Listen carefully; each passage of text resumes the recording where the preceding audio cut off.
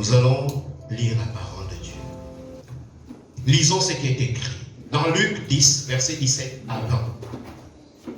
C'est la première partie de la référence biblique que Dieu m'a mis à cœur ce matin pour la communauté des rachetés.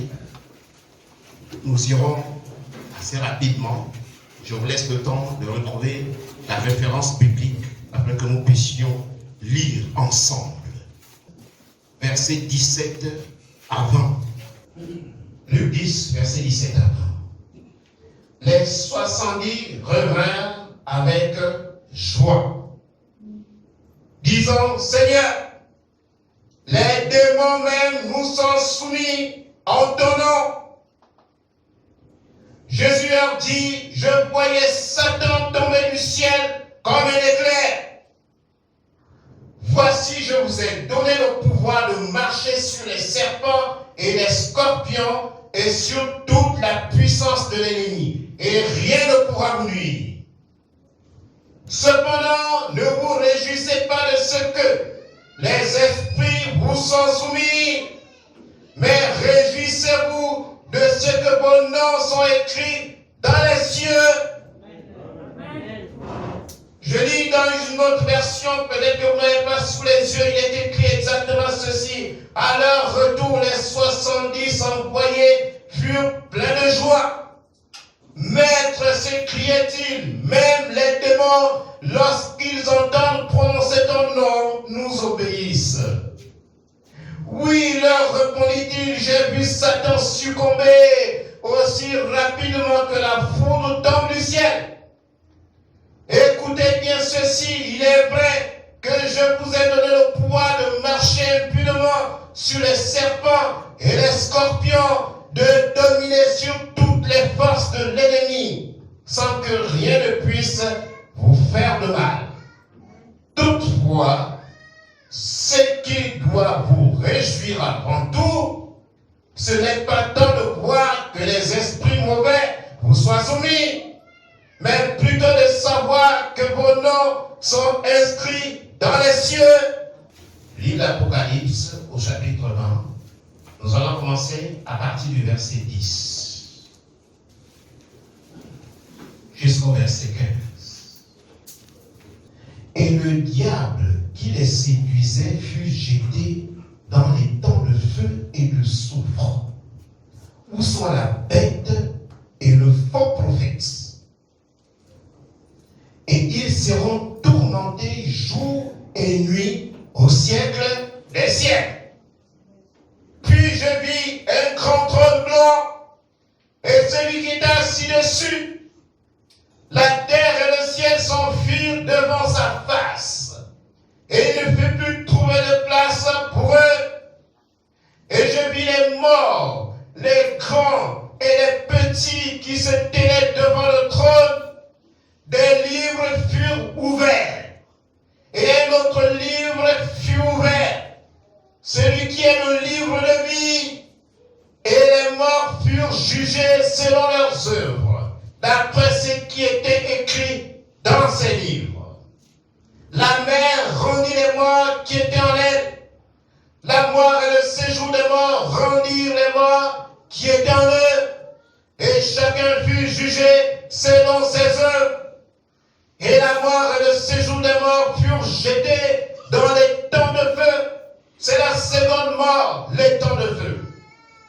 Quiconque ne fut pas trouvé écrit dans le livre de vie fut jeté dans les temps de feu.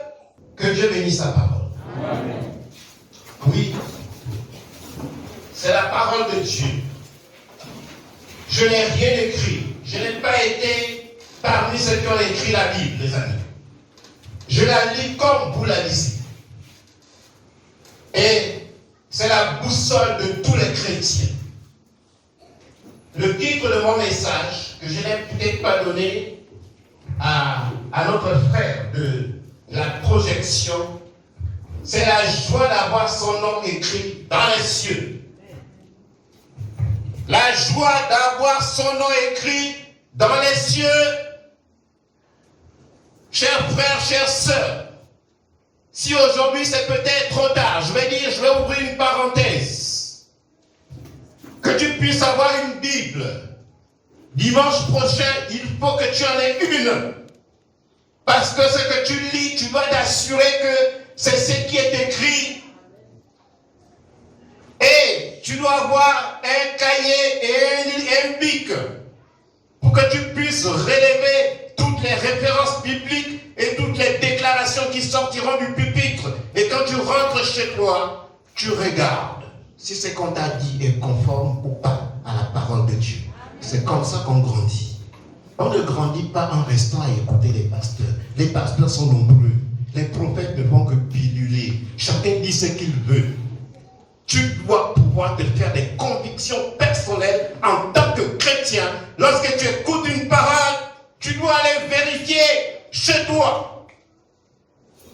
Tu peux demander à qui tu veux que voici ce que j'ai écouté. Est-ce que c'est conforme à la pensée de Dieu? C'est comme ça que tu vas grandir. Sinon, tu vas approuver le pasteur, la communauté de racheter quand tu es ici. Et quand tu vas aller rencontrer un autre pasteur, tu vas désapprouver celui d'ici. Tu dis c'est celui-là le bon pasteur. Après, tu dois te brouiller avec celui-là. Tu vas encore ailleurs. C'est un autre pasteur, un autre prophète. Tu dois toi-même avoir une relation avec Dieu fondée sur la connaissance de la parole de Dieu.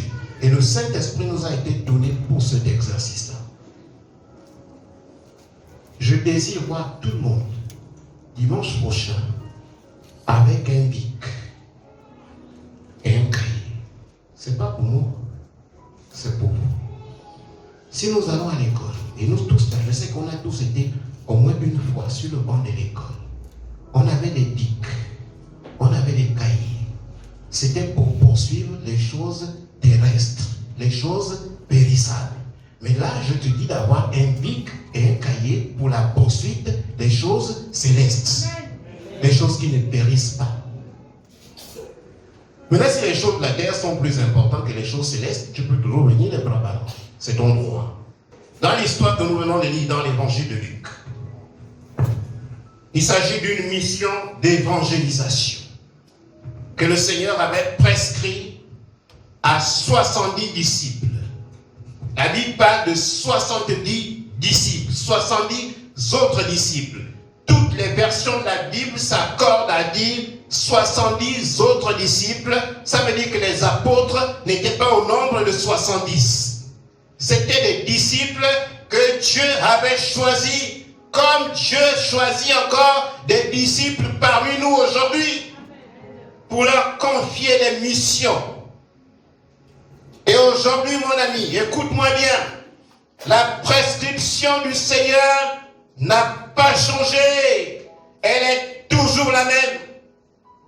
Et c'est ce qui est écrit dans les versets qui précèdent. La moisson est grande, il y a peu d'ouvriers. Et il va prescrire aux 70 autres disciples qui n'étaient pas les apôtres une mission d'évangélisation. Le dénominateur commun entre les apôtres et les 70 autres disciples, c'était le nom de Jésus. Les apôtres agissaient au nom de Jésus, mais les 70 disciples également, est-il écrit dans ce que nous avons lu, agissaient également en son nom. Tu ne peux rien faire dans la vie si tu n'agis pas au nom de Jésus-Christ. Il ne se passera rien. Il y a des vies desséchées, parce qu'ils n'ont dans leur bouche que les noms des hommes.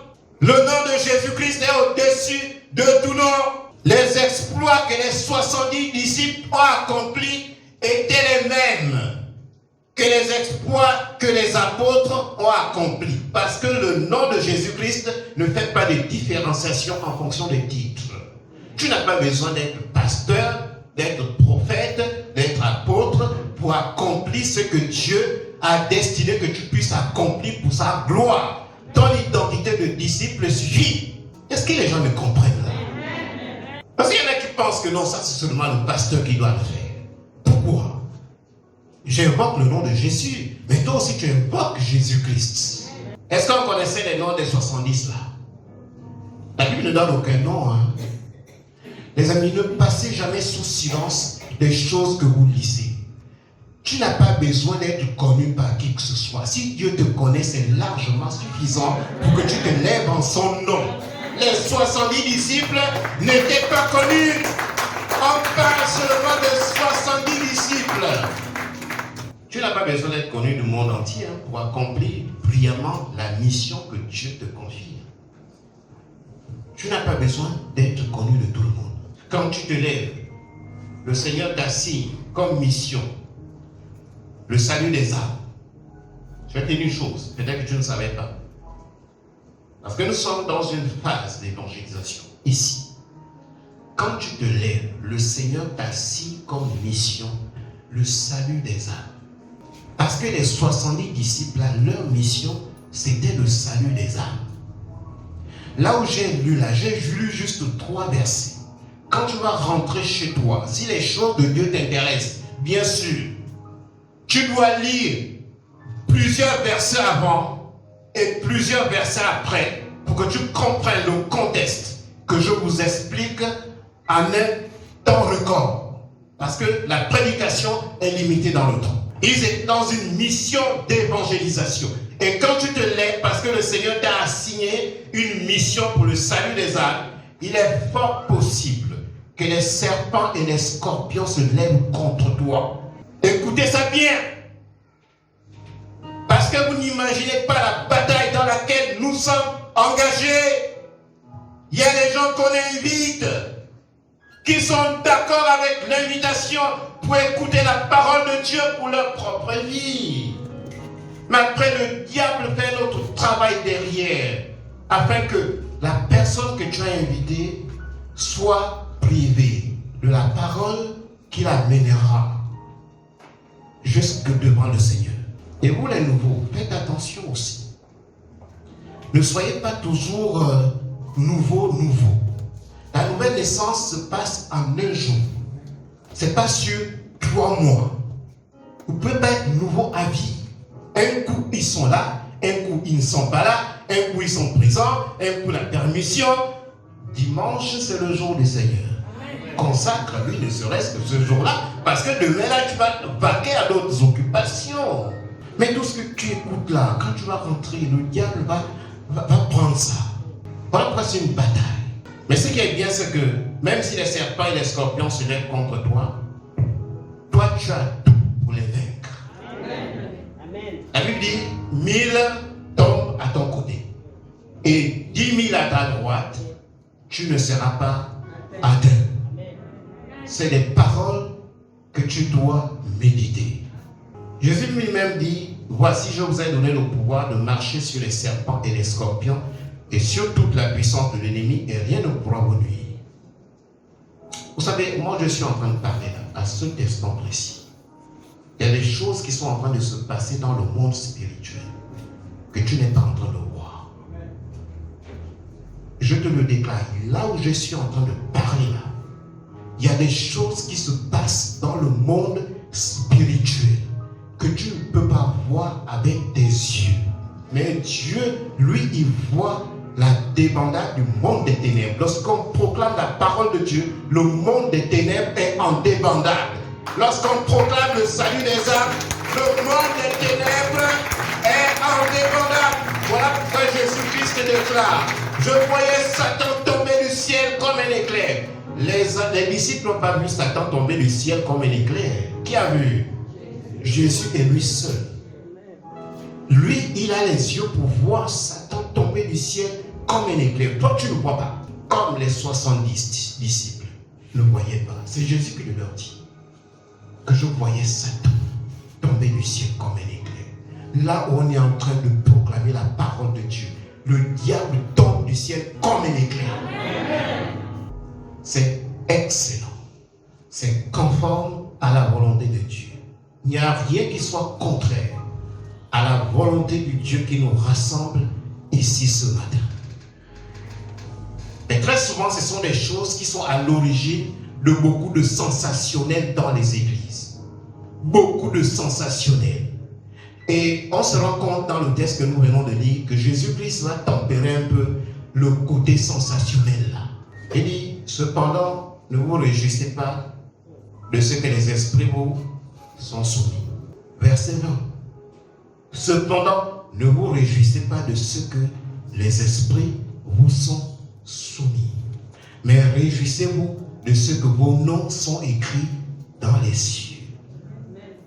Je reprends l'autre version. Toutefois, ce qui doit vous réjouir avant tout, et je préfère cette version à l'autre. Il n'est pas dit que lorsque nous proclamons la parole de Dieu, le monde des ténèbres est en débandade, nous ne pouvons pas exprimer notre joie d'être vainqueurs sur le monde des ténèbres. Mais la Bible dit, et c'est Jésus qui parle, ce qui doit vous réjouir avant tout, ce n'est pas tant de voir les esprits mauvais vous soient soumis, mais plutôt de savoir que vos noms sont inscrits dans les cieux. Est-ce que ton nom est inscrit dans les cieux? C'est une grande question. Mon ami, c'est une grande question. L'enjeu est très important. C'est que tout l'enjeu de la vie chrétienne réside à ce niveau-là. L'enjeu de la vie chrétienne réside à ce niveau-là. Si tu n'as jamais rencontré un pasteur qui te l'a dit, c'est qu'on ne t'a pas dit ce qui devait être dit par rapport à ta vie chrétienne. L'enjeu de la vie chrétienne réside à ce niveau. Est-ce que ton nom est écrit dans les cieux? Parce que les esprits sont toujours soumis lorsque le nom de Jésus est proclamé.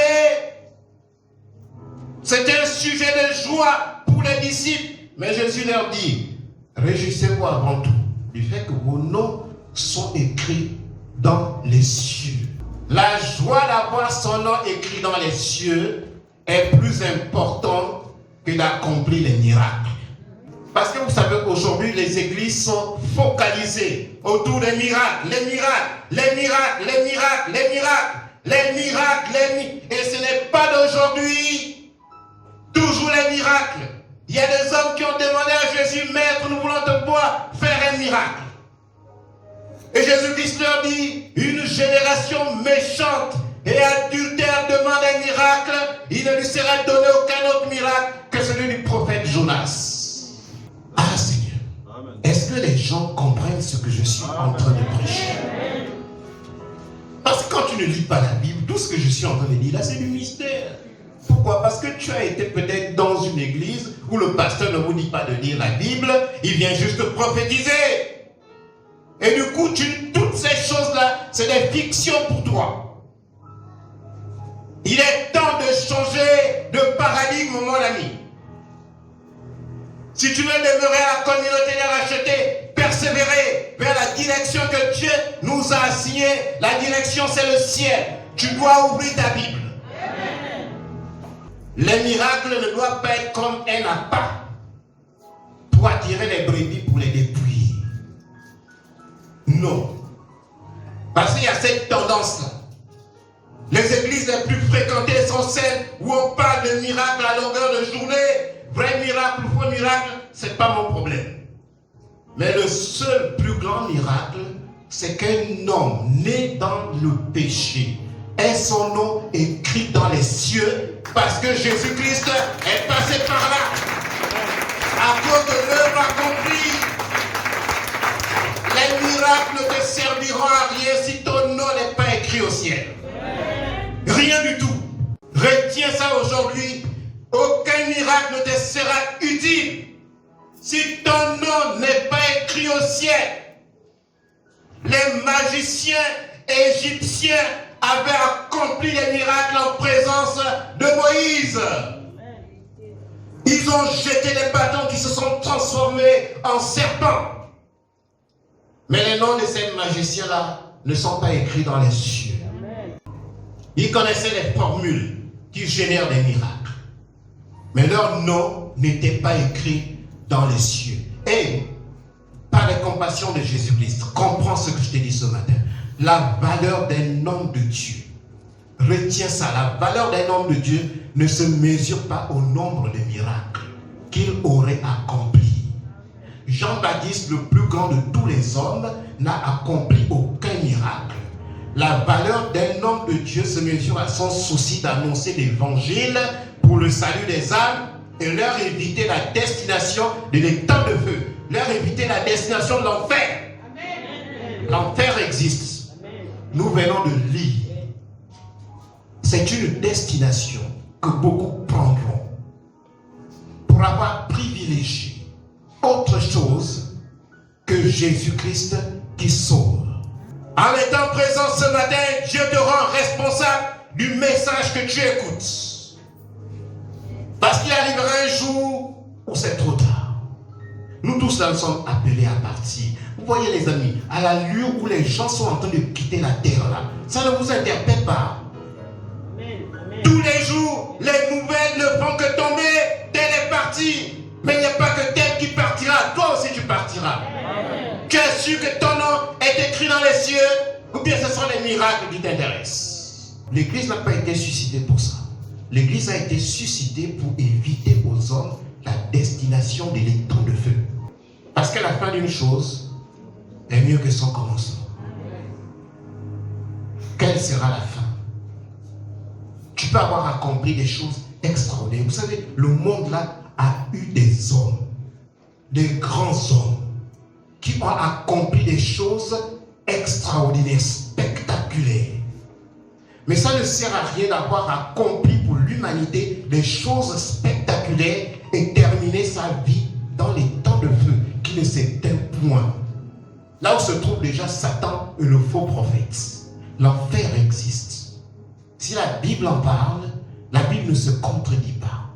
L'une des phases les plus importantes du jugement du grand trône blanc, c'est que nous avons dit, on appelle ça le jugement du grand trône blanc. Ce serait la consultation du livre de vie. La Bible dit, quiconque ne fut pas trouvé dans le livre de vie fut jeté dans les temps de feu. Là, c'est des messages qui tétanisent les gens. Je le sais. Si j'avais pour vocation de vous plaire, de vous séduire, je connais ces messages-là. J'aurais pu vous parler de la prospérité. J'aurais pu vous parler des choses matérielles. Et moi, je peux même vous les brandir dans ma propre vie pour conforter ce que je déclare. Mais Dieu ne m'a pas établi pour vous séduire. Dieu m'a établi pour vous déclarer la vérité afin que les hommes que Dieu a placés devant moi ne puissent pas connaître le sort de l'étang de Dieu. C'est ça ma mission. Après, je m'en irai. Je m'en irai. Je ne pense pas que je suis né pour vivre éternellement. Mais je veux accomplir la mission que le Seigneur m'a assignée avec toute la conviction nécessaire, avec toute l'autorité nécessaire, sans aucune compromission. Au moins, je suis pur du sang des hommes et des femmes que Dieu a placés devant moi à un moment donné de leur vie. Amen. Parce que Dieu demande des comptes à ses serviteurs. Qu'est-ce que tu as dit aux hommes? Qu'est-ce que tu as dit aux personnes qui étaient devant toi? Parce que là, ils sont maintenant en train de prendre la destination de l'étang de feu. Est-ce que tu leur en as parlé? Et je dirais oui, Seigneur, j'en ai parlé. Vous savez, la vie d'un homme, c'est rien. La Bible dit que l'homme est une vapeur qui paraît pour un petit temps et qui disparaît. C'est mon épouse qui me parlait que telle personne est partie, telle personne. J'ai dit, maman, là où tu vois là, il y a beaucoup qui sont dans la queue. C'est comme une queue. Quand ton jour arrive, tu montes. Mais toi-même, tu ne sais pas que tu es dans la queue. Tu connais seulement la queue pour acheter le pain. Parce que le diable te rend conscient uniquement de la queue pour acheter le pain. Il ne peut pas te rendre conscient de la queue pour aller rencontrer ton Créateur. Tu es à quel niveau de la queue? Moi, je ne sais pas. Tout ce que je sais, c'est que je veux donner ma vie à celui-là qui a promis m'éviter les temps de feu et de m'accueillir dans sa demeure éternelle. Et c'est ce que j'annonce à l'Église. Quiconque ne fut pas trouvé écrit dans le livre de vie fut jeté dans les temps de feu.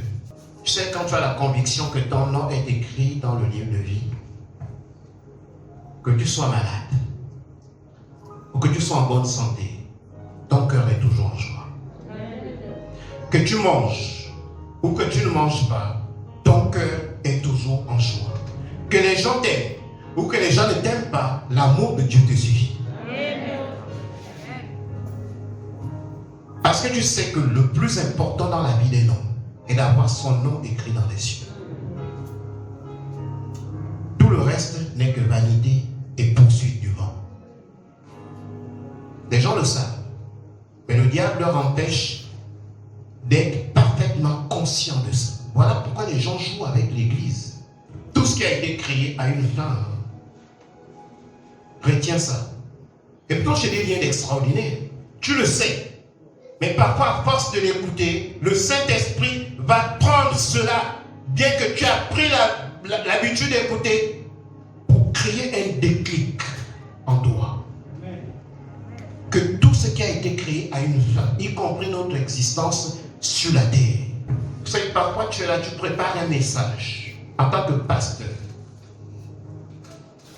Et quand tu viens, tu trouves une salle vide de permissionnaires. À la permission de ne pas être là aujourd'hui, comme on a dit que lorsque tu ne peux pas être là, tu demandes la permission. Mais vous allez où? Il y a des messages que Dieu veut que tu écoutes, mais le diable ne veut pas que tu écoutes ça. Parce qu'écouter un message en direct, il y a une autre onction que lorsqu'on te fait un compte rendu, ce n'est pas pareil. Pour que le monde ne t'occupe pas dimanche matin, tu dois prier pour ta propre vie. C'est toi-même qui dois prier. Personne ne prie. C'est toi qui dois fléchir les genoux. Comme le couple qui était là, les genoux par terre. Que Seigneur, détache-moi des préoccupations de ce monde lorsque je dois aller t'adorer. C'est toi-même qui dois prier si tu as compassion de ton âme. Vous savez, pour un pasteur, lorsque quelqu'un décède dans l'église où il est pasteur, c'est une lourde responsabilité. Parce que tu dis, mais il va où là? Amen. Tu te dis, il va où? Est-ce que je lui ai dit ce que je devais dire, Seigneur? Parce que quand tu es rappelé, c'est trop tard. La repentance, c'est pas là-bas, c'est ici. Dieu est encore assis sur son trône de grâce. Au moment où je suis en train de parler, Jésus-Christ est encore assis sur son trône de grâce. Ça veut dire la voie est encore ouverte. Et tu n'as pas le droit de t'amuser avec ça. Mais il ne sera pas toujours assis sur son trône de grâce. Un jour arrivera, il va s'asseoir sur son trône de jugement. C'est le jugement du grand trône blanc. Trop de blagues dans l'église. Et les gens sont convaincus qu'on les invite à l'église parce qu'ils apportent quelque chose. Bien parce que ça fait bien. C'est pour vous éviter la destination de l'étang de feu dont parlait l'Apocalypse tout à l'heure. Il n'y a rien d'autre. Même quand on fait des offrandes là, si tu veux, tu gardes ton argent dans la poche. C'est pas pour ça qu'on t'invite. On t'invite parce que Dieu nous a investis d'une mission, comme les 70 disciples, pour éviter aux hommes une destination dangereuse. Et c'est une grâce que tu reçoives cette invitation. Arrête de jongler. Un coup tu es là, un coup tu n'es pas là. Tu vas où? Trop de jongleurs. Juste pour un dimanche. Tu te rendras compte quand il sera trop tard. Amen. Trop de jonglerie. C'est comme si on t'avait demandé de venir faire le compte dans un parti politique. Ce sont les partis politiques qui débauchent les militants d'un parti pour un autre parti. Nous, notre parti, c'est le parti du Seigneur.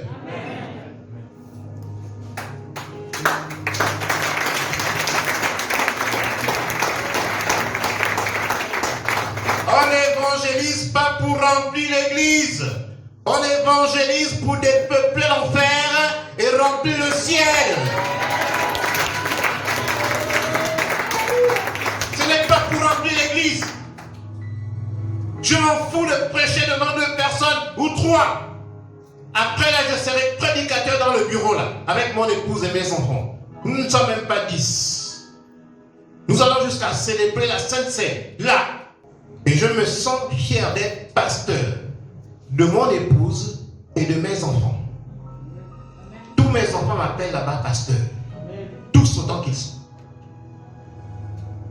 Et notre Martin qui fait la modération dit, j'appelle maintenant notre pasteur. Exactement comme tu dis. Putain, c'est mon fils. Tout petit comme ça. Et j'appelle maintenant notre pasteur pour nous libérer la parole de Dieu. Et c'est ce qui va se passer tout à l'heure. Donc, je n'ai pas besoin de foule.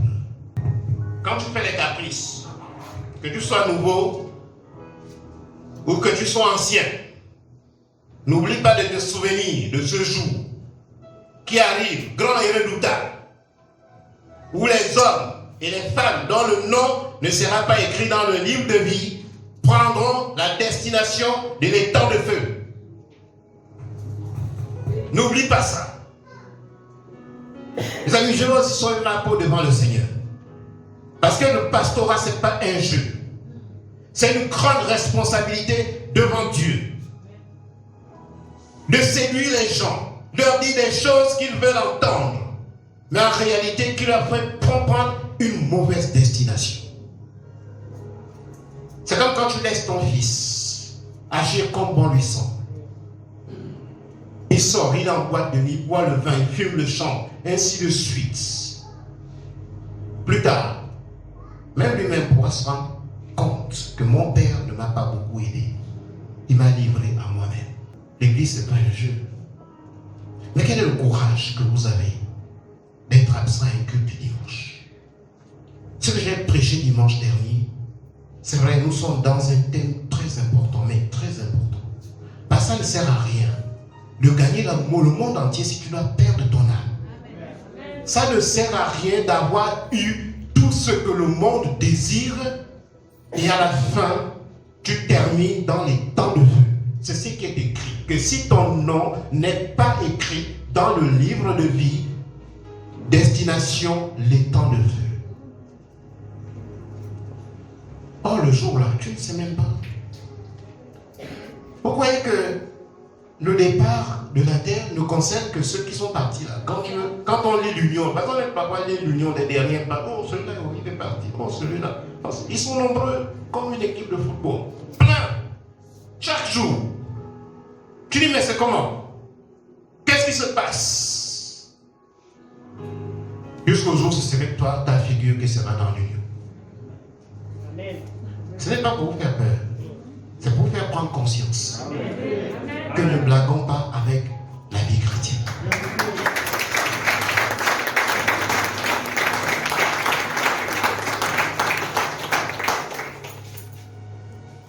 Et j'ai été investi pour dire ça. Je viens de bénir un mariage et j'étais très content que ce frère et cette sœur se marient. Mais au-delà du mariage, je serais davantage content que leur nom soit écrit dans les cieux. La foi vient de ce qu'on entend. Et ce qu'on entend vient de la parole de Dieu. La parole de Dieu qui est proclamée alors que tu es encore en vie et que Dieu te fait la grâce d'écouter, c'est pour que tu puisses avoir la foi. Et il a dit, c'est par grâce que Dieu nous a sauvés par le moyen de la foi. Cela ne vient pas de nous, c'est le don de Dieu. Ces choses-là, quand tu les médites, le Saint-Esprit s'en empare pour impacter ta vie. Vous savez, quand Dieu insiste sur ce genre de message, écoute-moi bien, quand Dieu insiste, parce que le message de la semaine dernière, c'est le même message aujourd'hui. Quand Dieu insiste sur ce genre de message, assieds-toi d'abord. Il faut t'asseoir, médite. Dis à Dieu, Seigneur, où est-ce que j'en suis avec toi? À quel niveau je suis avec toi, Seigneur? J'ai besoin de ton salut. J'ai besoin d'être scellé du Saint-Esprit pour le jour de la rédemption. Tu dois t'asseoir. Tu ne dois pas prendre ça à la légère. Voilà pourquoi je dis, il faut que tu aies un bic et un cahier où tu relèves ce que Dieu a pu prononcer et qui a touché ton cœur.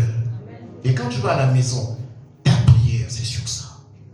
Moi, je suis passé dans plusieurs églises où on parle de machin, de prophéties, de ceci, de cela. Oui, moi, Dieu me montre que le nom de ton père, c'est tel. Dieu me montre que ton numéro de téléphone, c'est ton. Mais on s'en fout de ça.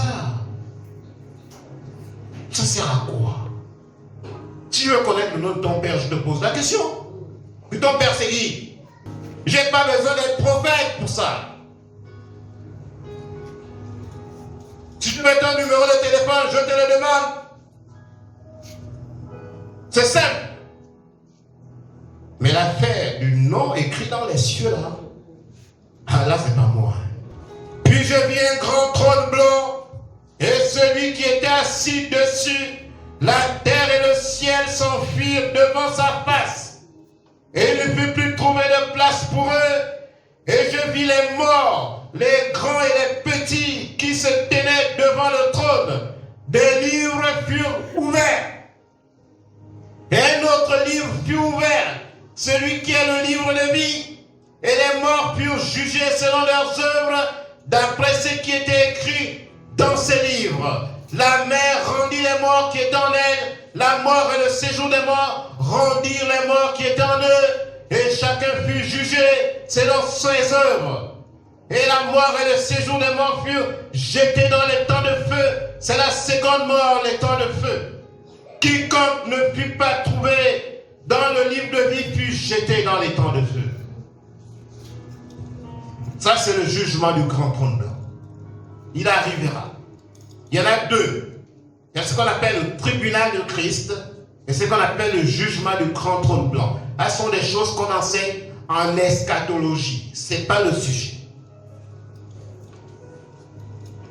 Ça ne sert même à rien de connaître toutes les dimensions de l'eschatologie si on n'a pas son nom écrit dans le livre de vie. Les amis, ça ne sert à rien de connaître l'enjeu du nom écrit dans le livre, dans les cieux. C'est un enjeu de taille. Parce que là où nous sommes là, personne ne peut faire la comptabilité de ces derniers jours sur la terre. Aucun de nous. Ce n'est pas ceux qui sont malades qui partiront avant. Amen. Ça ne se passe pas comme ça. Oh, ça ne se passe pas comme ça. Ce n'est pas celui qui est à l'hôpital là qui va partir avant. Il y a des gens qui sont dehors, qui partent avant ceux qui sont à l'hôpital. Prenons ça au sérieux. Je suis pur du sang des quiconques. Tous les jongleurs, tous les gens qui machin et tout et tout. Quand la diaconesse Rachid va m'envoyer la comptabilité des présences, là, tu vas avoir 15 absents. Mais tu es absent, tu te moques de toi-même. Ta place n'est même pas ici. Parce qu'ici, ce n'est pas pour les blagueurs. Amen. Et ton absence n'empêchera pas la parole de Dieu de résonner au public. Amen. Vous savez, les gens ne savent pas réfléchir. Que là, est-ce que le choix que je fais là, c'est un bon choix ou c'est un mauvais choix? Tout est question de choix. Quand ton cœur est incliné vers le monde, dimanche, tu trouveras toujours une occupation. C'est clair. Moi aussi, je peux vous demander la permission. Moi, je ne viens pas le dimanche prochain. Moi aussi, je suis aussi une brebis du Seigneur. Dimanche, je ne viens pas. Parce que Dieu connaît nos cœurs. Même ce qui n'est pas encore monté dans ton cœur, Dieu connaît. Amen. Il sait que toi, tu aimes être absent au culte. Il le sait. Et tu trouveras des raisons pour ne pas être présent. Comment tu vas grandir? Comment tu vas prendre conscience? Comment tu vas grandir? Comment tu vas acquérir la maturité spirituelle? Comment tu vas acquérir la conviction, la foi inébranlable que Seigneur, je sais, tu es celui qui a écrit mon nom dans les cieux. Ça va venir comment? Le diable est en activité pour créer le doute dans ton cœur. C'est la parole de Dieu qui crée la foi. Parce que la Bible dit la foi vient de ce qu'on entend. Et ce qu'on entend vient de la parole de Dieu. Amen. Mais Dieu est là. Vous croyez que quand vous rentrez là, vous vous mettez tout de suite sur les Bibles en train de lire? C'est pas vrai. Moi, je n'aime pas trop lancer les appels à la conversion. J'ai été dans plusieurs églises où ça se passe comme ça. On demande qui veut accepter le Seigneur. Qui se lève? Les gens se lèvent. Ils lèvent la main. On leur dit avancez. Et les gens avancent. Et on leur demande de répéter une prière. Et ils répètent la prière. Mais parfois, ce sont les choses qu'on dit sans aucune conviction. Quand on sort de là, rien ne se passe.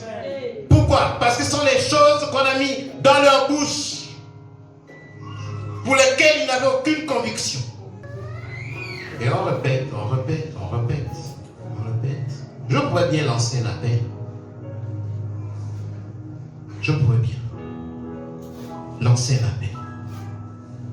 Je vais même lancer un appel. Mais tu ne te lèveras pas de là où tu es. Tu ne lèveras même pas la main. Mais c'est toi-même dans ton cœur, en fonction de ce que tu as écouté. Je ne te demanderai pas de te lever, ni de lever ta main. Mais chacun pour sa part, selon ce que tu as écouté ce matin de la part du Saint-Esprit, de la part de Dieu, ce qui est écrit dans la parole de Dieu. C'est à toi de lever la main dans ton cœur. C'est à toi de répéter ce que le Saint-Esprit mettra dans ton cœur. C'est à toi de te repentir devant Dieu, de demander pardon à Dieu. Si je te demande de prononcer les paroles, ce seront mes propres paroles qui n'ont aucun impact dans ta vie. C'est à toi de prononcer des choses qui impactent ta propre vie. Vous savez, moi je n'ai pas une vocation d'artiste. Mais moi-même je me retrouve en train de m'égosiller dans les dimanches. Parfois je dis, mais je cherche quoi, Seigneur? Pourquoi tu m'as amené dans cette histoire-là? Mais qu'est-ce que je gagne dans cette affaire? Mais qu'est-ce que ça me rapporte? Mais c'est une mission que le Seigneur m'a confiée. Et j'ai dit à Dieu, Seigneur, pas ma volonté, mais ta volonté. Quel que soit ce que ça va me coûter. Parce que les gens n'aiment pas la vérité. Et le diable se sert des gens pour persécuter les serviteurs de Dieu, qui ne leur doivent rien. Hey, si je dois quelque chose, lève la main. Personne ne lèvera la main. J'ai fini de proclamer ce que Dieu m'a demandé de proclamer. Que Dieu bénisse sa parole. Amen.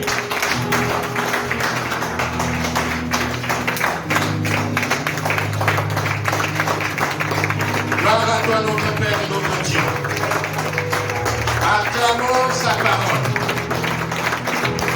La parole de Dieu est efficace. Plus efficace qu'une épée quelconque à deux tranchants. Nous dit la parole de Dieu est digne d'acclamation. Merci Seigneur pour ces moments précieux que tu nous accordes, Seigneur. Tu nous aimes d'un amour éternel, Seigneur. C'est pour cela que tu nous conserves ta bonté. Si tu parles à nos cœurs, oh Dieu de gloire, c'est parce que tu nous aimes, Seigneur. Tu as quitté le ciel. Tu as laissé ton trône. Tu es venu mourir comme un malfaiteur à la croix pour nous éviter cette destination de temps de feu. Nous saluons ton nom, notre Père et notre Dieu, et nous te glorifions. Merci pour ce que tu es, Seigneur. Merci pour ce que tu fais. Seigneur, merci pour l'impact de ta parole dans la vie des hommes et des femmes qui ont écouté cette parole, Seigneur, ce matin. Que toute la gloire te revienne. Au nom de Jésus-Christ. Amen.